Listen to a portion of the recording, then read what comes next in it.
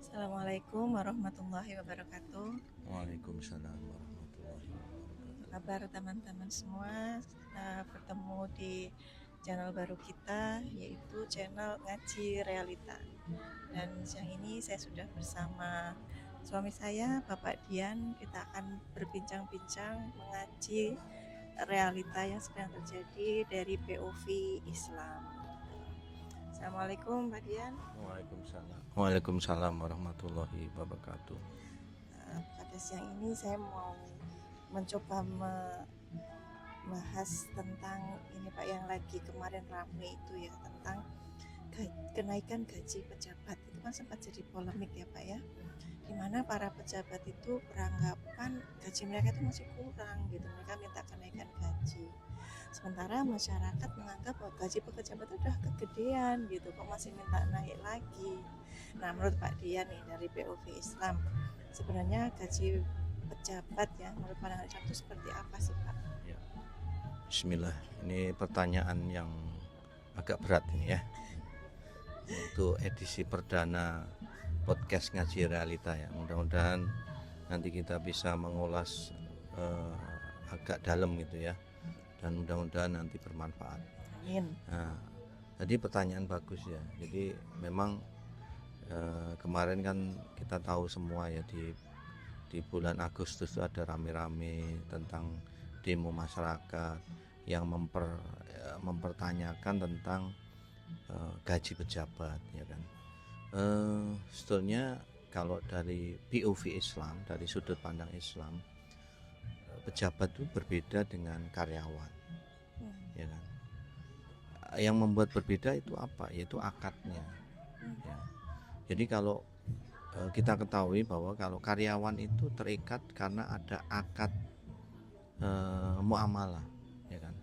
Jadi akad artinya perjanjian kerja, sehingga mereka berhak mendapatkan gaji atas jasa dan tenaga yang sudah diberikan oleh yang bersangkutan pada perusahaan ya kan. Nah, ini berbeda dengan pejabat. Pejabat itu kalau dalam Islam dia terikat akad muahadah. Jadi perjanjian karena adanya janji atau moral ya kan. Jadi sifatnya itu kalau sekarang mungkin bahasa yang gampang kita cerna adalah janji politik gitu ya. Jadi kalau tadi itu akad muamalah itu antara manusia dengan manusia, kalau akad muahadah itu bisa antara manusia dengan Allah atau manusia dengan manusia. Jadi terkait dengan moral gitu. Jadi misalnya kalau kasus dulu contohnya Rasulullah itu pas pertama dakwah itu adalah adanya baiat akobah, itu akad muahadah. Nah, sama seperti sekarang ini anggota-anggota DPR itu terikat dengan akad muahadah. Nah, karena terikat dengan akad muahadah, maka para pejabat ini tidak berhak menerima gaji, tapi dalam bentuk kompensasi. Nah, kompensasi terhadap apa? Karena dia sudah berjanji ke masyarakat mengemban amanah, sehingga dia harus meninggalkan pekerjaannya, meninggalkan urusan duniawinya, sehingga dikasih kompensasi, sehingga tidak lagi melakukan aktivitas-aktivitas yang bisa mengganggu aktivitasnya terkait dengan akad muahadah ini ya kan. Nah itu, jadi kalau para pejabat ini sebenarnya memang dia nggak berhak gaji, tapi akan dikasih kompensasi yang dalam bahasa Arabnya disebut iwan. Itu seperti itu. Jadi tidak dalam bentuk gaji ya, baru tahu saya, dalam bentuk iwat. Nah, sekarang kalau memang dalam bentuk kompensasi atau iwat, berapa yang layak atau yang pantas diberikan kepada pejabat tersebut sebagai kompensasi atas itu tadi perjanjiannya ya, akad muahadah ya, yang layak gitu ya, sehingga masyarakat juga nggak berpolemik lagi gitu. Ya. Soalnya ini kita bisa flashback dengan belajar dari kisahnya Khalifah Abu Bakar pada saat pertama diangkat jadi khalifah. Jadi ini dasarnya adalah ijma sahabat ya. Jadi waktu setelah Rasulullah meninggal, kemudian pemimpin Islam itu diganti oleh sahabat Abu Bakar. Jadi sebagai seorang khalifah. Nah, ini juga terikat akad muahadah. Waktu itu karena belum ada ijma sahabat ini, setelah diangkat jadi seorang khalifah, sahabat khalifah Abu Bakar ini ya beraktivitas seperti layaknya setiap hari, enggak ada akad seorang khalifah. Jadi beliau juga masih berangkat ke pasar, ya kan, berdagang karena untuk memenuhi kebutuhannya sehari-hari. Nah, pada saat itu ketika Khalifah Abu Bakar ini berangkat ke apa ya, ke aktivitas seperti biasanya, pada saat itulah ditegur oleh para sahabat. Waktu itu sahabat Umar bin Khattab disampaikan, wahai Khalifah Abu Bakar, engkau mau kemana? Dijawab oleh Abu Bakar, ya aku mau ke pasar, mau berdagang. Nah kemudian diingatkan, engkau itu sudah diangkat sebagai khalifah umat kaum muslimin, nggak selayaknya kamu dagang. Makanya setelah itu dibuatlah musyawarah ya, di antara para sahabat. Ini seperti apa ini? Karena ini Khalifah Abu Bakar ini masih ke pasar, masih berdagang gitu loh. Akhirnya dibuatkan satu ijma sahabat bahwa waktu itu Khalifah Abu Bakar ini dikasih iwat, dikasih kompensasi, yaitu pada waktu itu sebesar setengah ekor kambing per hari. Ya kalau sekarang kambingnya harganya misalnya yang paling bagus, harganya sekitar 5 juta, berarti setiap hari 2,5 juta. Itu kompensasi untuk untuk pengganti dari tadi itu, untuk biaya hidup dan sebagainya. Nah kalau tadi pertanyaannya, soalnya standarnya berapa? Nah itu ada baiknya memang diserahkan pada ahli taksir ya kan, juru taksir yang profesional, supaya tahu gitu. Soalnya seorang pejabat itu kebutuhan untuk memenuhi kebutuhannya itu tuh standarnya berapa? Apakah dia perlu kendaraan? Misalnya seorang anggota DPR atau presiden atau apapun, soalnya kebutuhannya itu dalam sebulan tuh berapa sih? Atau butuh apa aja? Kalau memang butuh mobilnya, ternyata seorang pejabat tuh layaknya mobilnya merek Mercy misalnya, ya dikasih lah gitu.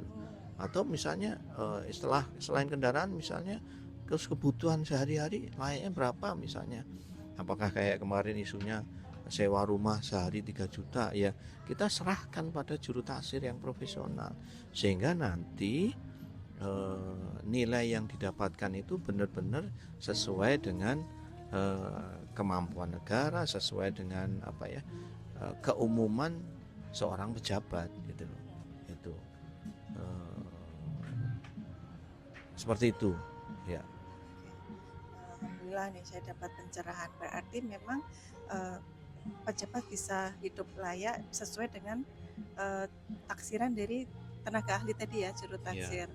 Nah Betul. sekarang nih Pak Dian yang saya tanya, itu kan pejabatnya, mereka bisa mendapatkan hidup layak sesuai dengan taksiran. Nah sekarang yang dilayani kan masyarakat. Nah bagaimana nih pandangan masyarakat terhadap kelayakan untuk kehidupan masyarakat ini? Bagaimana? Ya ini pertanyaan bagus juga ya. Tentunya Islam itu kan sebagai satu peraturan hidup yang paripurna ya. Jadi Allah itu sudah menurunkan Islam itu dengan sesempurna ya. Bahkan Allah dalam surat yang menyatakan bahwa Allah ridho terhadap Islam. Tentunya seluruh aspek kehidupan itu sudah insya Allah sudah ada aturannya.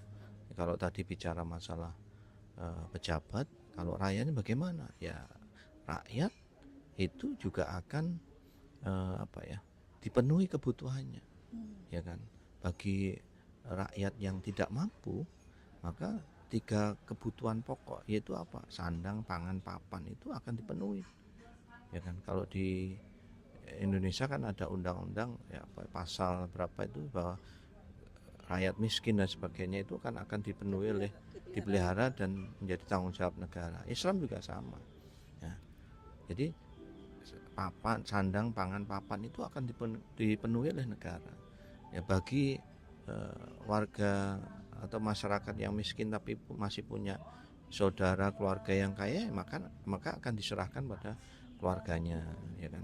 Tapi kalau keluarganya juga nggak mampu, ya akan menjadi tanggung jawab negara. Sampai seberapa besar menjadi beban negara? Ya selayaknya.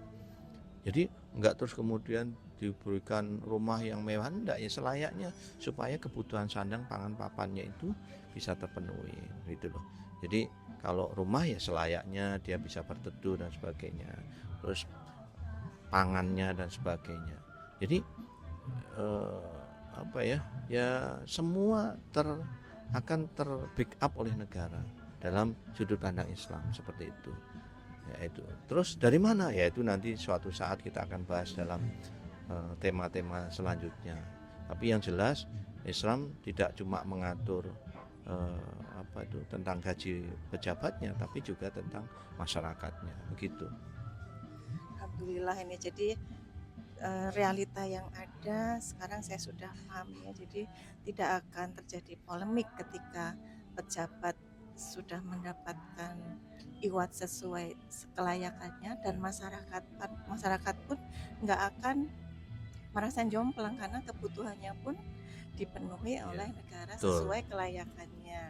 Nah, alhamdulillah ngaji realita kali ini sudah membuka wawasan saya salah satunya tentang gaji pejabat. Nah, terakhir nih Pak Dian, closing statementnya gitu ya tentang realita ini seperti apa? Ya, jadi tadi itu yang saya sampaikan, pejabat itu terikat dengan akad muahadah sehingga mereka tidak layak untuk dapat gaji tapi dapat kompensasi atau iwat. Berapa besar kompensasinya? Ya nanti kita serahkan pada juru taksir yang akan menilai selayaknya seorang pejabat itu kompensasinya seperti apa. Jadi kalau pejabat itu tidak bisa menuntut kenaikan gaji seperti karyawan setiap tahun 10%, bahkan nanti dapat pensiun dan sebagainya, ya tidak seperti itu gitu loh. Jadi ya kalau dalam sudut pandang Islam ya pejabat itu yang berhak dia terima adalah iwat, dan itu disesuaikan nanti dari penilaian juru taksir. Mungkin itu. Ya, alhamdulillah, terima kasih banyak sudah bersedia hadir pada saat ini ya. Semoga kita bisa bertemu lagi di tema-tema yang akan datang, ngaji realita yang sedang up to date ya nantinya. Terima kasih. Insya Allah. Ya, kita demikian ya bincang kita kali ini ya, ngaji realita di podcast perdana kami ya, ngaji realita. Insya Allah kita akan bertemu kembali dengan tema-tema yang lain, dengan realita-realita yang lain. Terima kasih sudah menyaksikan. Assalamualaikum warahmatullahi wabarakatuh. Waalaikumsalam warahmatullahi wabarakatuh.